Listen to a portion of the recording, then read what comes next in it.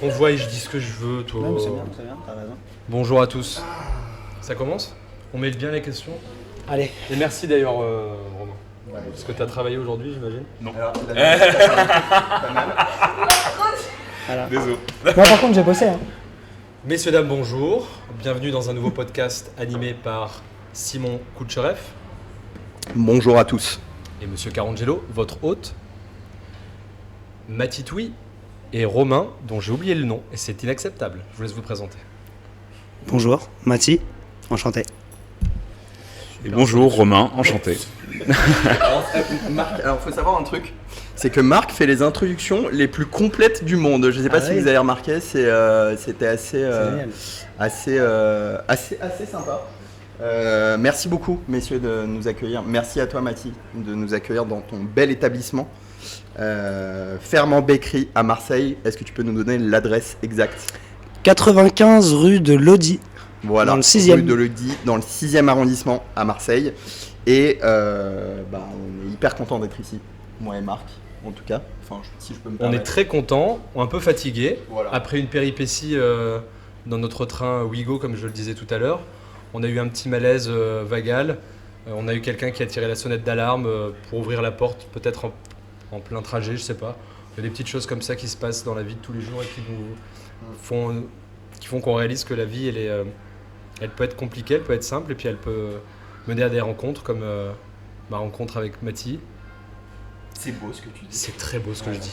Alors tu vois, quand tu parles, il faut que tu comprennes que si tu veux parler. Ouais. Ah, c'est vrai. Mais du coup, là, depuis tout c'est à moi l'heure, qui on est- respecte pas ma propre. Ça enregistre? Ah, c'est Ouais, génial. ça enregistre, voilà. Messieurs, est-ce que vous pouvez vous présenter en quelques mots, juste nous dire votre nom, ce que vous faites dans la vie, quel est votre rôle, puisque le but c'est de parler un peu de café, mais pas seulement. Voilà. Et est-ce que vous pouvez vous présenter, s'il vous plaît? Peut-être Alors, Romain, si tu veux commencer. Eh ben parfait, moi c'est Top. Romain Godiche, donc je travaille à la tisserie depuis maintenant 6 mois. Comment Attends, c'est Godiche du coup? Godiche. Godiche, ok. Tout à fait, tout à Il y a fait. une actrice non, qui s'appelle. Non. Godrèche, je pense. Godrèche, ouais. Godrèche, aucun rapport. Godrèche. Merci. Ouais. Allez, ça part aux oubliettes. Voilà. Ok.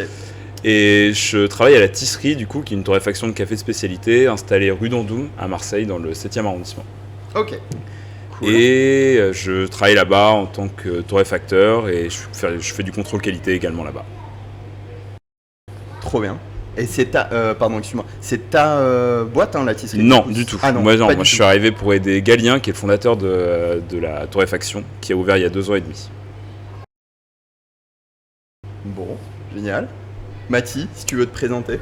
Bonjour. Nom, prénom, adresse, identité. Numéro de téléphone. C'est numéro parti. de téléphone. Donc, Mathis, Twist, adresse 95 rue de Lodi. On n'ira pas sur mon adresse perso. Fondateur de cette belle entreprise avec un mélange entre la boulangerie au levain et le café de spécialité. Et à Marseille depuis approximativement 2 ans. Ok, 2 ans. C'est parfait puisque vous êtes tous les deux aujourd'hui à Marseille et Et je pense donc que j'ai une question en deux. Ouais, Parle dans pardon, le micro. excusez-moi, c'est vraiment. Désolé, mais c'est l'émotion, c'est la pression, c'est oui. tout ça qui se mélange. 9 bars. Oula, j'étais pas prêt. J'ai 2 questions un peu en un. Vous aujourd'hui, vous êtes une. Non, mais tu peux pas rigoler à chaque question que je pose. Bon, vous êtes tous les deux aujourd'hui à Marseille et vous venez tous les deux de Paris, n'est-ce pas? Est-ce que vous pouvez. Faut pas trop le dire. Ah ouais? Non. Ouais. Tu as quand même ta Golf immatriculée dans le 75. Voilà, ça c'est dit. Ça on voulait le dire. Ok, Voilà. merci. Donc, parle-nous de ta Golf du coup, Mathis. Qu'est-ce qui s'est passé? Non, mais ça a été un achat voulu, un achat désiré. C'est une longue histoire avec cette Golf. Ça fait 4 ans, on s'est rencontrés avant le Covid. On a passé beaucoup de temps ensemble. C'est une Golf noire, hein. Ouais, c'est ça. Vitre teintée. Ouais, c'est ça. Voilà, juste pour mettre dans le contexte. Une voiture de dealer. Voilà. C'est génial. Voilà. Vous êtes tous les deux des acteurs assez importants dans le café et qui êtes un peu des anciens du café. Moi qui suis dans le café de spécialité depuis à peine 5 ans, vous êtes depuis assez longtemps dans le café. Alors moi je vais être beaucoup plus récent que toi, moi Ouais. je travaille depuis 2 ans dans le café. Ah, Ouais. Voilà, donc ça marche pas du coup. Oui, mais Mathis, pour le coup, lui, ça fait quand même. Pardon, excuse-moi, bonjour. Ça fait quand même plus de 10 ans. Hein. On a commencé. J'ai connu les balances Ario à pile. Ah. Voilà. Et la House, non Ah oui, la balance. La balance de pâtissier qui était branchée, qui était grande comme ça. Et qui était ouais. ergonomiquement très, très, Ouais. très adapté à un service de bar. Exactement. Et je crois qu'on a bossé derrière le même bar, mais à des moments juste très différents. Chez Coutume, pour pas les citer, pour pas nous citer, puisque Marc et moi on travaille toujours chez eux. Wow. Et tu as bossé donc à Babylone. Exactement. Ouais. J'ai eu la chance de commencer dans Paris cette carrière de barista auprès de Marc Arangelo. Ouais. Dans une super belle, un espace d'expérimentation permanent, dans lequel le café se mélangeait à des innovations visant l'éco-responsabilité et l'éco-conscience. On avait 10 ans d'avance. C'était beau, c'était beau. On faisait et on vendait des Wikipearl. C'est ça. Voilà. Ok, d'accord. Et donc toi, Mathis, tu as commencé chez Coutume du coup? Non, Non. du tout. Tu as Si tu commencé veux où, tout savoir, j'ai commencé en 2012 dans une chaîne anglaise qui s'appelle Prêt à manger. Ok. Qui est une belle école pour apprendre le workflow et surtout les gros volumes de production. Ok. Pas pour le métier technique et le métier sensoriel du barista, mais pour la partie gymnastique corporelle et gestion d'un rush. Ok. Donc j'ai fait ça pendant 1 an. J'ai fait partie de ces baristas qui voyageaient et qui ont découvert le métier dans d'autres pays. Ok. Un peu comme la majorité des baristas en Australie. Ok. Et C'est-à-dire, attends, donc tu as travaillé dans le café à l'étranger, c'est ouais, ça que tu es en c'est train de ça. dire? Ok. J'ai découvert ce métier-là à l'étranger. Ok. Où Et ça pour Angleterre, puis Australie. Ok. Mais en toujours en service, donc Non, en tant que barista. en tant que barista, ok. Et encore plus en Australie, puisque je suis passé d'un opérateur de machine semi-automatique à un opérateur de machine complètement manuelle, dans un bar avec 4 baristas derrière le bar, Ok. et une micro-toref dans l'enceinte de l'établissement. Ok. Donc ça a duré pendant 6 mois. J'ai continué un peu à droite à gauche pendant mon voyage. Ouais. Et en arrivant à Paris, je pensais même pas que cette industrie existait en France. Donc j'ai déposé des CV en regardant un petit peu. À l'époque, il y avait 5-6 acteurs de mémoire. Ouais. Je peux te les citer encore, je pense qu'ils existent encore. Il y Bah avait ouais, cite-les, comme ça, pour Ten ceux Bells, qui- KB, La Caféothèque, Coutume et je crois Lomi qui existait déjà à Ouais. l'époque. Lomi, c'était pas un peu plus récent, non? C'était il y a... Non, Lomi, c'était en même temps que Coutume? Ok. C'est peut-être un doute. En tout cas, les 4 Ok. premiers que je t'ai cités étaient déjà là. Ok. Intéressant. Ouais. Donc j'ai commencé chez KB, j'y suis resté 1 mois. Ouais. Très bel endroit, mais beaucoup plus loin de chez moi que les autres qui m'ont répondu un peu plus tard, dont Coutume. Ok. Donc c'était presque une coïncidence, même si tu cherchais dans le café de spécialité, c'est par accident que tu es tombé chez Coutume et... Ouais, et puis Ouais. c'était l'endroit qui à l'époque correspondait plus à ce que je voulais faire de ce moment-là de ma carrière. Ok. Puisque tu étais dans un bar avec une torréfaction en direct et avec des gens qui potentiellement pouvaient te transmettre une partie de leurs connaissances. Ok. À l'époque, la torréfaction était encore dans le fond de la salle. Du coup, c'était dans le 7ème. Torréfaction sur un petit probat, je crois, avec des torréfs qu'on voyait le matin. Nous, on ouvrait, parce que je faisais un peu la même époque que lui. Et tu avais tout en un endroit, c'est ça qui était cool. C'est ça qui faisait que nous, on était très motivés et on apprenait beaucoup et assez vite. Notamment dans la confection des yaourts en forme de perles. Mais en tout cas, on apprenait vraiment pas mal sur le café. Il y avait une bonne ambiance. Ça allait vite, c'est ça quoi. Et tu pouvais, c'était encore à taille humaine, c'est-à-dire qu'il y avait ça. Ouais. Je crois qu'il y avait un autre endroit, l'Institut finlandais, un peu plus tard. Et comme c'était vraiment, c'était très organique et il y avait beaucoup de gens qui venaient de l'étranger et qui travaillaient qui étaient de Nouvelle-Zélande, d'Australie, Amérique, pour citer Kevin, qui était barista. À l'époque, on était nous. Barista après, couteau suisse quand même. Hein. Ouais, barista, torréfacteur, chef de maintenance. Voilà. Voilà, c'était un peu l'idée. Pour tous ceux qui ont déjà bossé dans des coffee shops, on sait à quel point il faut être multitâche et à quel point tu te retrouves... Parce que je rebondis là-dessus parce que c'est vrai que c'est assez intéressant de voir parfois certaines personnes se dire c'est une bonne idée d'être barista. Et une fois qu'ils sont derrière le bar, on leur dit que ouais, il faut être barista, il faut aussi nettoyer les toilettes. Il faut aussi réparer ta machine quand il y a un truc qui va pas et il faut pas juste se contenter d'appeler le technicien et tout. Et voilà, enfin je sais pas, ça m'a fait écho ce que tu viens de dire parce que voilà, c'est Romain, est-ce que AKB t'as fait ça aussi? T'as été multitâche avant de... Ah oui, c'est un peu lourd. Ouais, complètement. Bah déjà, globalement, moi ça a été mon premier poste chez KB, où je suis resté 2 ans du coup. Ah oui, si tu pouvais Romain aussi expliquer un peu ce que tu faisais à Paris avant... Avant d'arriver ici à Marseille, avant l'arrivée à Marseille, et je suis arrivé chez KB il y a à peu près 2 ans, un peu plus maintenant du coup. Et c'était mon premier poste. Je cherchais à me former en tant que barista, donc je suis arrivé. Je veux apprendre. J'adorais le café qu'ils proposaient. Le lieu me parlait. Il y avait un gros workflow. Moi, j'avais envie de travailler dans un endroit où il y a du volume aussi. Pour comprendre tout ça, c'est aussi un super outil. On répète beaucoup. Du coup, ça permet d'apprendre très vite aussi si on se donne les moyens. Ouais. Et après, tu commences. Tout le monde commence un peu à la caisse. Tu commences, t'enchaînes les clients, etc. C'est un peu le rôle, même quand après t'es à la machine. Quand tu as besoin, tu bouges, tu vas aider ton collègue à la caisse, tu vas remettre des gâteaux dans les vitrines, parce que tu dois un peu tout faire, la vaisselle, etc. Gérer tes commandes. Tu as un problème sur t'as un évier qui bouge, tu vas sortir la ventouse et tu vas le faire.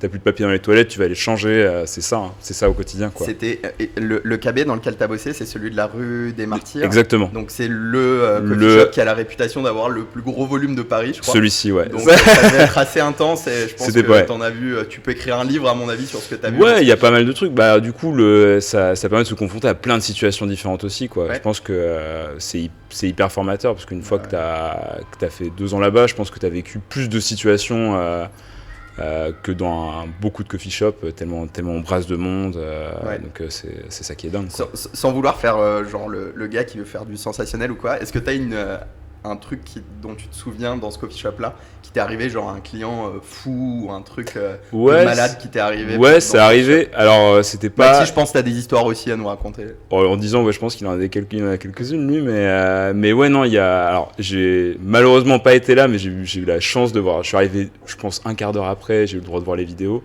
Un mec qui arrivait tout nu dans la boutique, une rose à la bouche, qui faisait des allers-retours tranquillement.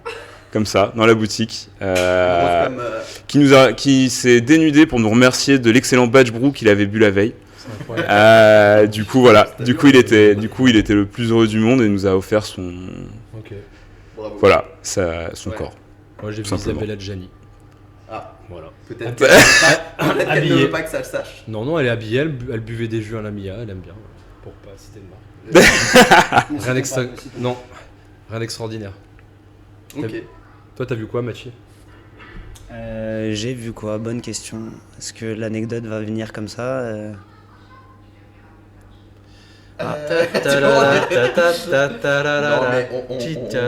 Moi, pour info, Mathieu étant jeune, donc voilà.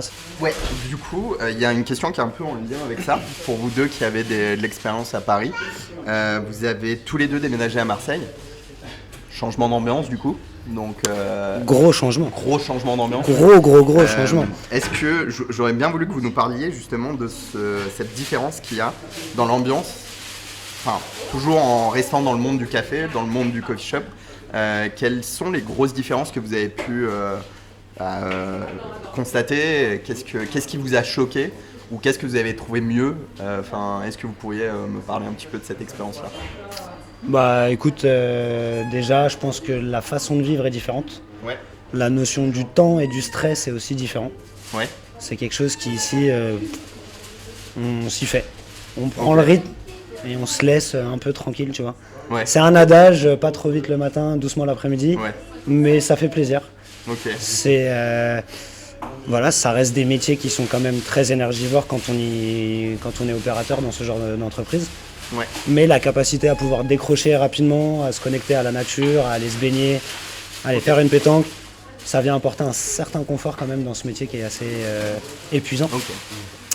Et à part ça, sur le côté consommation café, Je pense que c'est une ville qui a et un terroir en termes d'affection et d'habitude de consommation.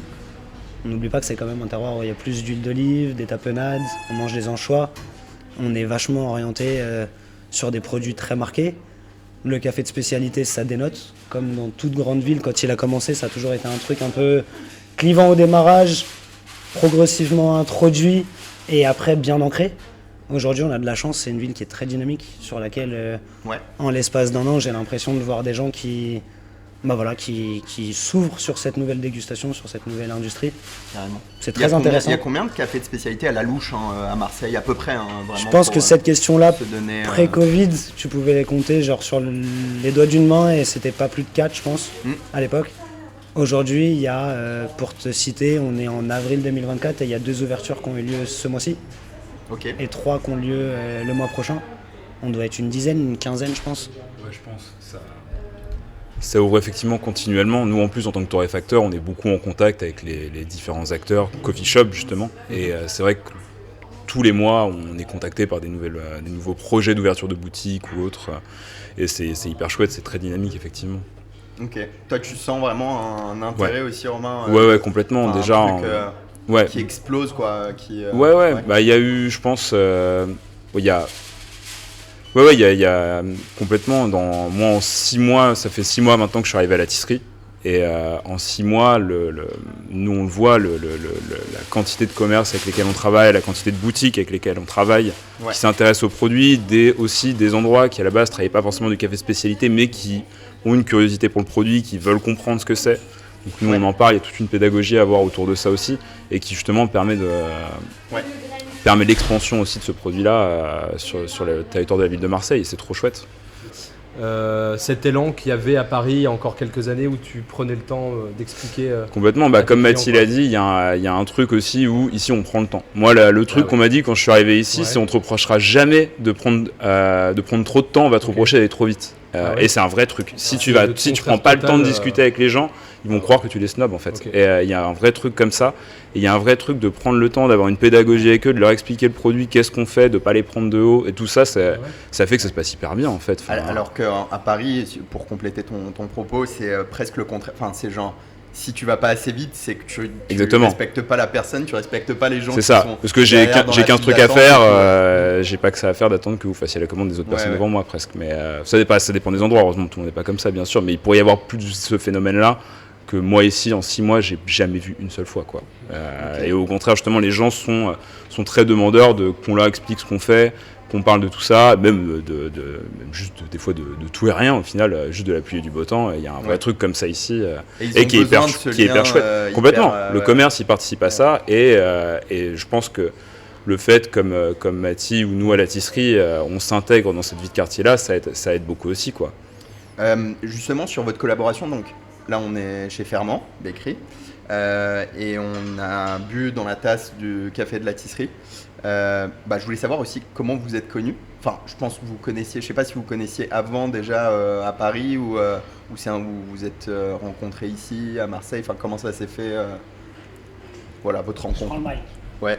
La tisserie, nous quand on est arrivé ici, la démarche au bar, c'était de se dire sur la partie espresso, gros volume et batch, on fait local.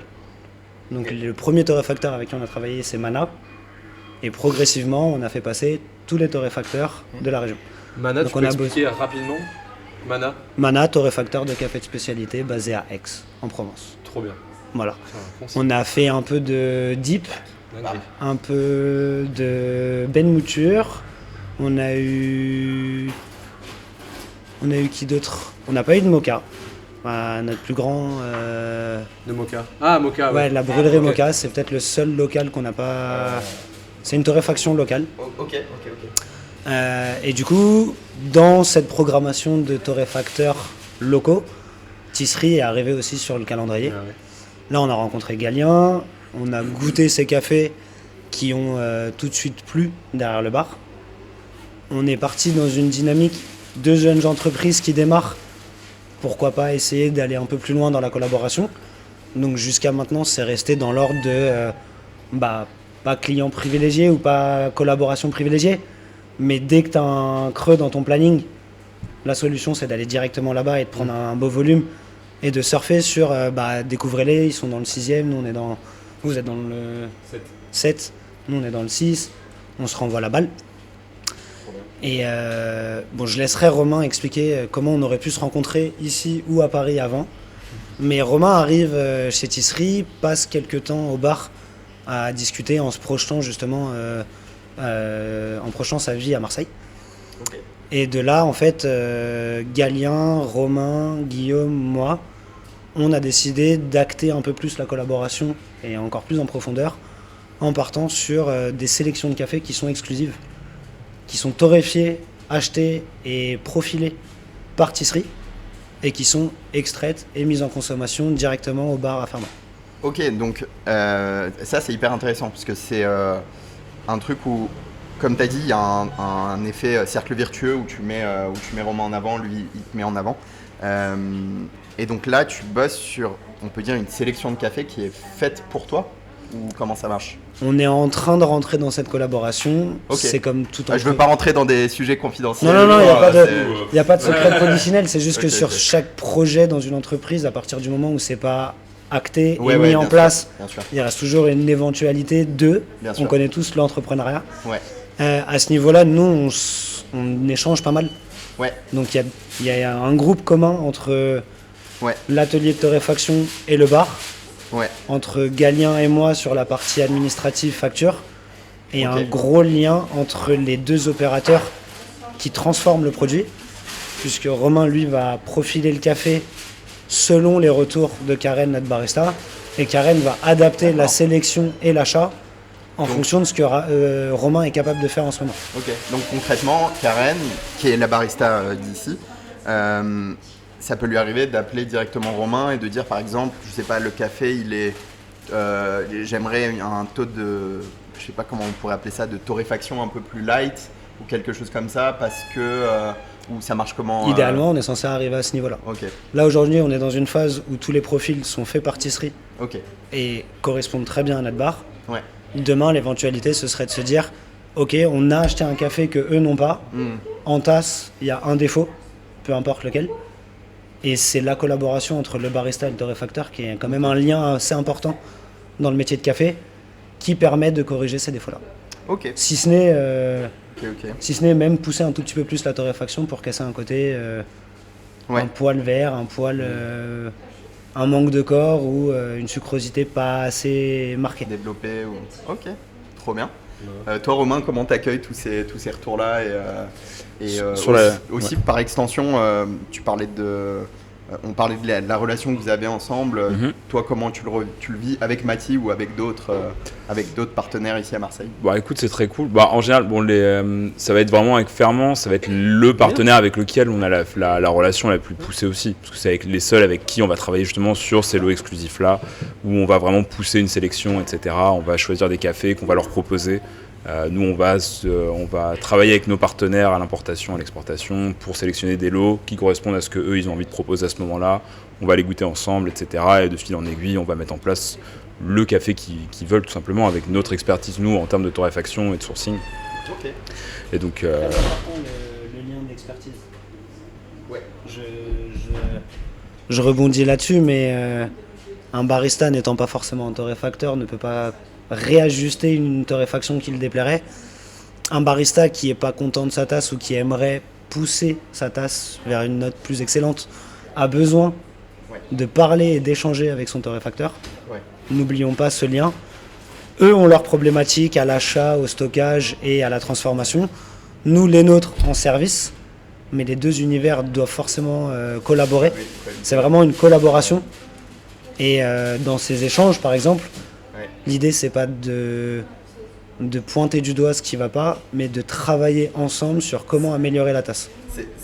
Pardon. Non, je te le C'est dis. ce que j'allais dire, c'est que parfois j'ai pu voir dans le passé, pas forcément chez Coutume, mais un peu partout, une sorte de fight, un peu comme dans la restauration où parfois il y a une fight entre la salle et la cuisine. Tu Moi, je suis vois. la salle. Voilà. c'est ça. Et, Chaud et parfois j'ai vu aussi des fights entre torréfacteurs et barista qui disaient ouais c'est la torréf elle est pas bonne, le café il est pas bon et tout, et vice versa, tu vois, où le torréfacteur il dit mais attendez vous savez pas extraire un café, vous êtes des gros nazes. Et voilà, je trouve que c'est assez intéressant justement votre collaboration, parce que ça va un peu à l'encontre de ça, je pense, si je peux me permettre. Et voilà. Je pense que de toute façon, si on a voulu travailler ensemble, c'est qu'il y a aussi une confiance mutuelle, effectivement, dans chacune de nos pratiques, quoi, tout simplement. Donc, il n'y a pas, effectivement. On parlait du lien fort entre torréfacteur exactement. et barista, quoi. Parce que au final, l'un a besoin de l'autre, finalement. Je pense que les deux ont besoin des deux. Tu es aussi avant tout torréfacteur. Exactement. Spécialité. Donc, aussi nous dire ce que tu fais au quotidien aussi, ça pourrait être intéressant. Et quelle est l'expertise que tu apportes en tant que torréfacteur? Complètement. Déjà, tu parlais pour barista tout à l'heure, mais être torréfacteur, c'est aussi être couteau suisse au final. Il y a aussi tout le travail qui est un peu cool sur la carte, qui est de goûter plein de cafés, d'avoir une vision pour ces cafés-là. Ouais. Typiquement, on va goûter un café qui a un corps assez léger, qui a des notes de citron, de thé vert. Qu'est-ce qu'on va vouloir en faire? Est-ce que ça va être finalement pas mieux pour du filtre ou une boisson légère, etc. Plutôt que d'essayer d'aller travailler pour l'espresso, on va pas mettre en avant ces attributs-là. Donc nous, on va avoir d'abord une sélection de cafés. On va travailler avec nos partenaires, des importateurs, qui sourcent des super cafés à l'origine pour nous, selon ce que nous on recherche. Nous, ils nous envoient des échantillons. Ces échantillons-là, on les goûte. On se positionne sur certains cafés avec une vision pour ces cafés-là. Et après, nous, on va les recevoir et on va travailler notre torréfaction pour mettre le mieux en avant possible ce produit-là. Parce qu'au final, nous, on est un maillon de la chaîne, mais avant, il y a le fermier qui a fait tout son travail. Il y a les importateurs, exportateurs qui nous ont permis de recevoir le café jusqu'ici. Et nous, on est là juste pour, en gros, pas foutre en l'air tout le travail qui a été fait avant. Faut aussi rester humble là-dessus. Et si la qualité elle est pas là à la base, nous on est juste là pour optimiser cette qualité-là, mais c'est pas nous qui allons nous donner plus de valeur. Nous on est là pour pas le dégrader en fait. Donc en gros, on peut dire que vous êtes des passeurs de goût.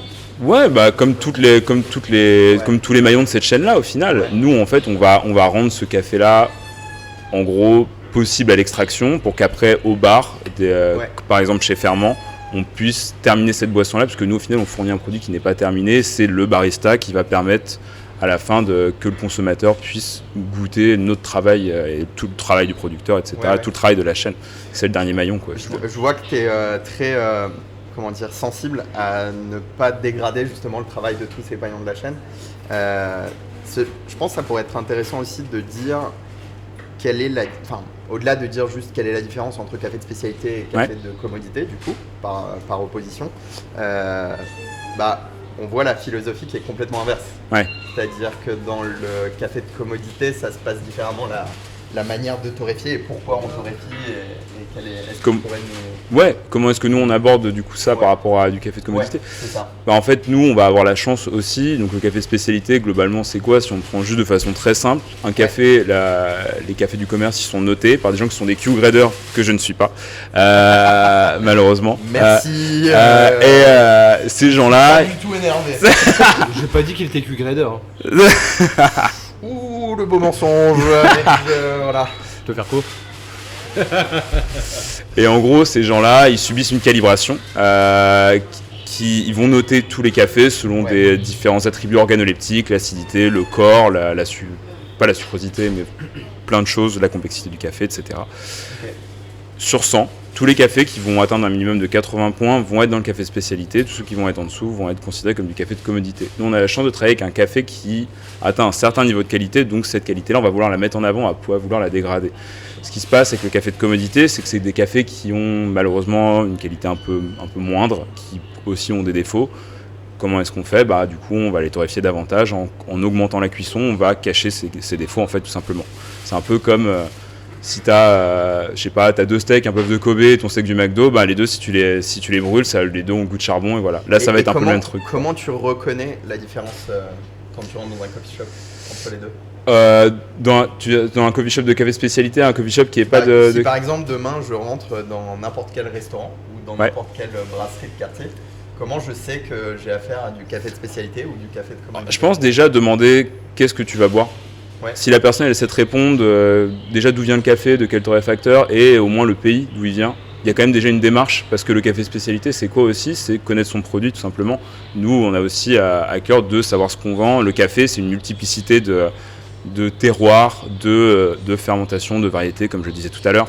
Et toutes ces choses-là, ça apporte une diversité de goût aussi. Et au moins, rien que le pays, ça donne déjà une indication. Et ça, au moins, il y a déjà une sensibilité au produit qui est intrinsèque à notre travail dans le café de spécialité qu'on pourra avoir si au moins la personne sait ce qu'elle te sert tout simplement. Et pas juste du café. Puisque c'est pas un produit unique comme on le ferait dans le café de commodité où justement on les torréfie aussi beaucoup pour uniformiser le goût. Là, on va mettre justement en avant toutes ces différences en fait. Eh bien, Mathie, vous êtes actuellement chef d'entreprise, mais également très impliqué dans une organisation à but non lucratif qui est la SCA, la Société Specialty Coffee Association en anglais. C'est une association qui a pour but de promouvoir du coup le café de spécialité dans le monde. Et il y en a en France, etc. Et on repart sur le sable. Quoi, t'as dit quoi? Non. Laisse-moi finir. Et donc moi je te vois en tant qu'ami. Ami. Merci, ça me touche. Ça me touche. Ami. Du coup je te vois souvent dans les événements mondains du café de spécialité. Soit les compétitions. Alors c'est pas pour manger ou quoi que ce soit. Bon, je sais que t'es pas pique-assiette. C'est pas ton truc. Mais je te vois quand même, je te vois souvent. Je te vois proche des grandes têtes de l'organisation. Ouais. Peter qui nous a accueillis avec toi la dernière fois quand on est venu en février. Tu sais le Belge DJ. Ouais. T'as vu, le mec est derrière le bar, star international. Qu'est-ce qu'il fait ici? Incroyable. Et pourtant, toi, t'es pas bénévole. Hein. Non. T'es pas bénévole, rien du tout. Moi, je suis. Mais, Excusez-moi. Pardon. Mais non, mais c'est quoi ton truc avec la SCA? C'est quoi? Tu veux être tes proches, mais t'es en même temps distant. Il n'y a pas de. Je sais pas comment t'expliquer, tu te lances dans une industrie qui te plaît, avec des gens qui te plaisent, avec des gens qui peuvent aussi t'apporter énormément, ne serait-ce que d'humain à humain, de transmettre ses forces, ses faiblesses, ses techniques, son expérience. Ouais. Qu'est-ce que chaque personne avec qui j'affectionne et avec qui je passe du temps lors de ces moments-là, qui sont-ils, qu'est-ce qu'ils ont fait, tout est intéressant. Je pense que là, c'est une version un peu très concentrée de ce qu'est notre industrie. On est pour la plupart jeunes, voire très jeunes, passionnés d'un produit qui est pas ou peu compris, fait et manipulé tous les jours en étant un peu discret parce que je trouve qu'il y a un fossé entre ce qu'on vend et ce qu'on étale comme connaissance par rapport à tout ce qui se passe dans la tête de chacun des acteurs de cette industrie, du torréfacteur au barista, au vendeur.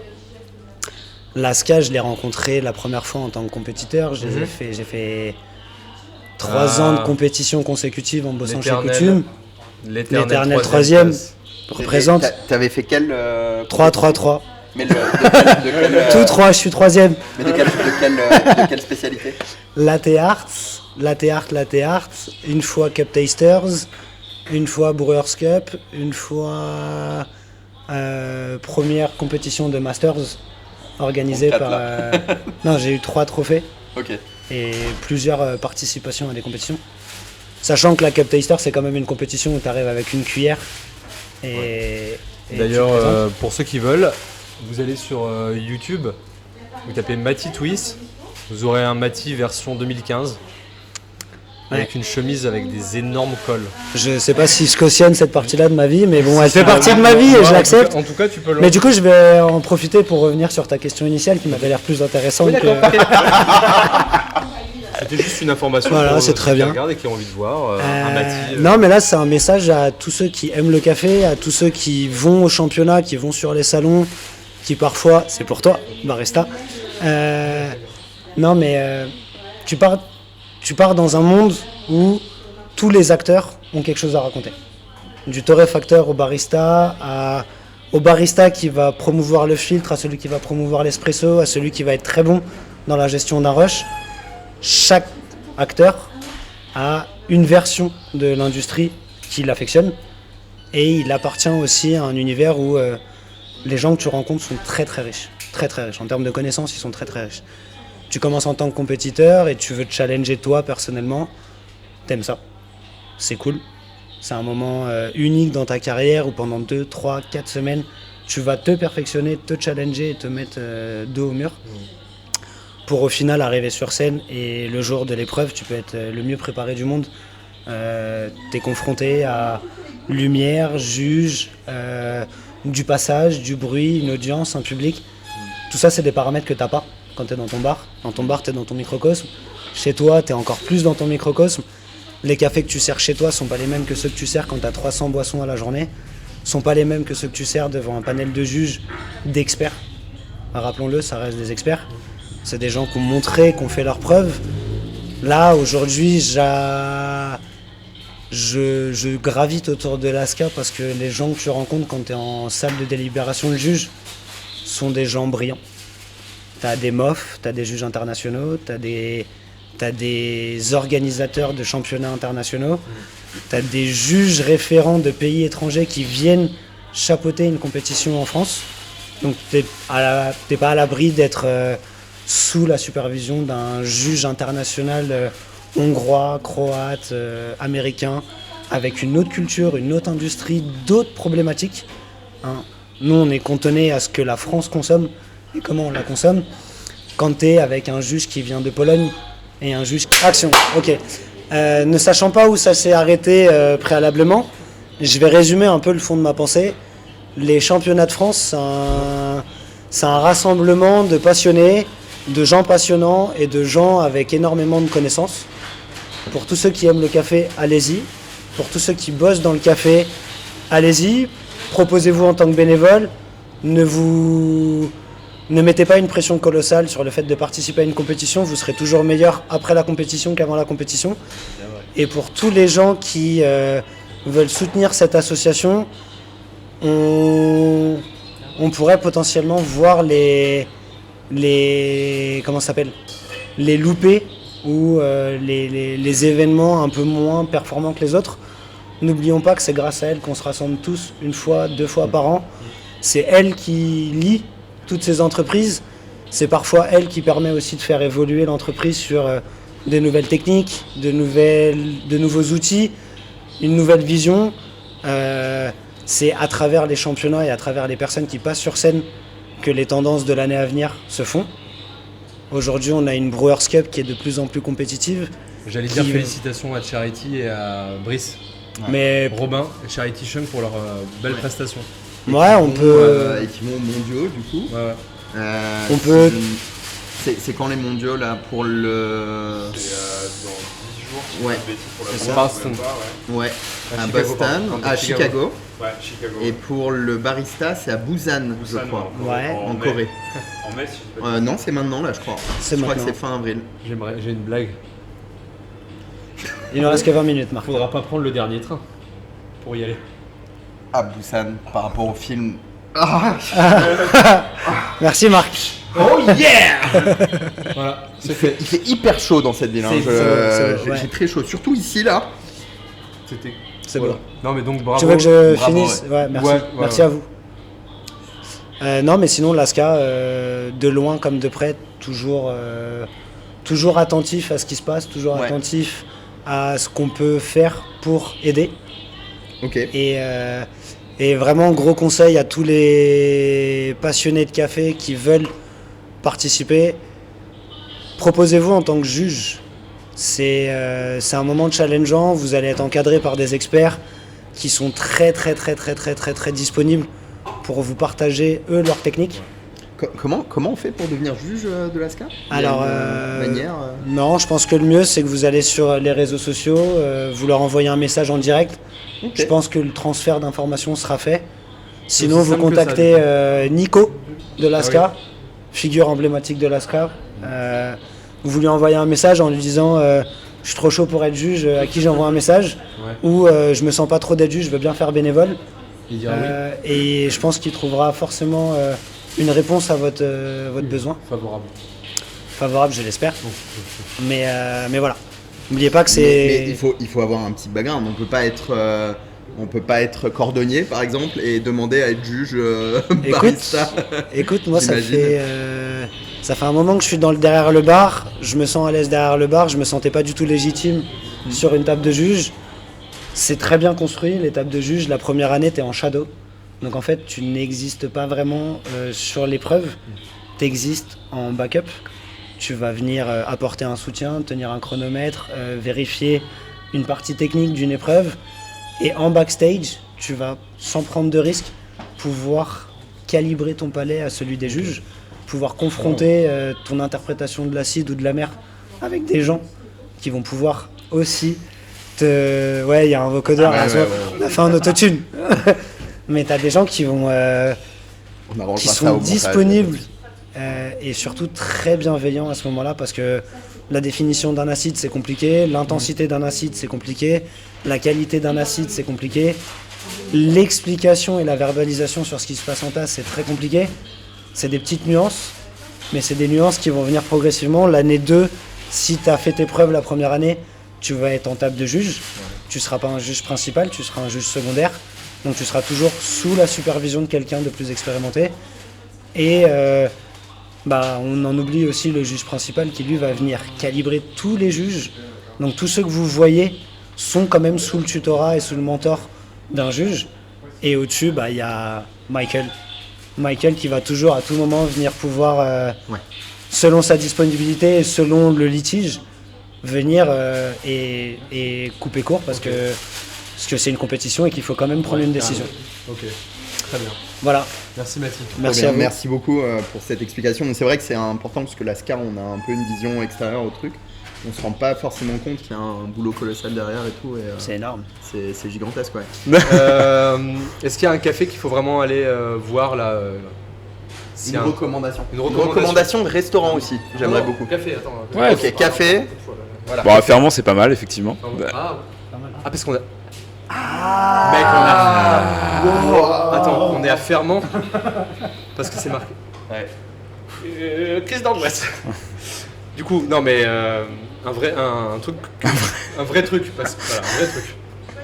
Que t'aimerais toi aller avec des amis ou en fait, ce qui est cool, c'est que tu as vraiment une diversité. Chacun propose son truc, il y a plein de façons, plein de visions différentes. Donc, je vais en citer plusieurs, mais il y a plein d'acteurs qui sont très cool.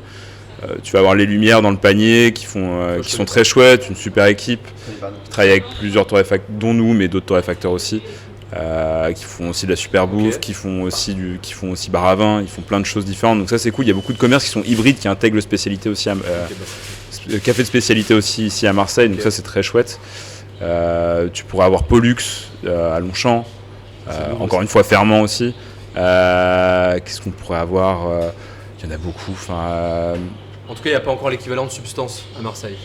Non, effectivement. Non, il y aura pas un Substance bis, effectivement. Pas encore Ça peut venir ou pas tout est possible en fait. Là, je pense que ce qui est cool, c'est que là, la scène, elle se développe beaucoup, elle se développe très vite, comme je le disais tout à l'heure. Et il y a tout qui est possible. Il y a tout qui est possible, donc pourquoi pas complètement. Ouais, c'est un sujet dans lequel on pourrait parler encore pendant 10 heures, mais... On t'entend pas. Oui, pardon. C'est un sujet Tu parlais d'hybridation et d'endroits avec plusieurs identités. On est jeunes, pour la plupart passionnés de beaucoup de choses, dont la nourriture et ce qui se mange. Et on a tous fait souvent d'autres choses avant aussi. Oui, c'est ça.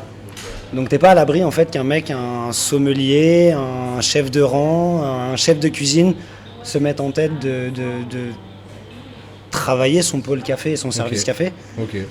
Substance, ce qui est beau, c'est qu'il a fait bouger les lignes. Il a donné une autre dynamique au coffee shop. On est sorti d'une industrie qui proposait une petite restauration accompagnée de café. On a mis en avant le café. Il y en aura d'autres, des fusions entre des univers de restauration qui nous feront avancer. Très bien. Je me souviens d'un endroit où on mangeait des yaourts avec du café. C'était le coutume lab. Et n'oublions pas aussi un truc qui était très intéressant, les ateliers Martel. C'est un lieu qui maintenant se rapproche un peu de skatisserie.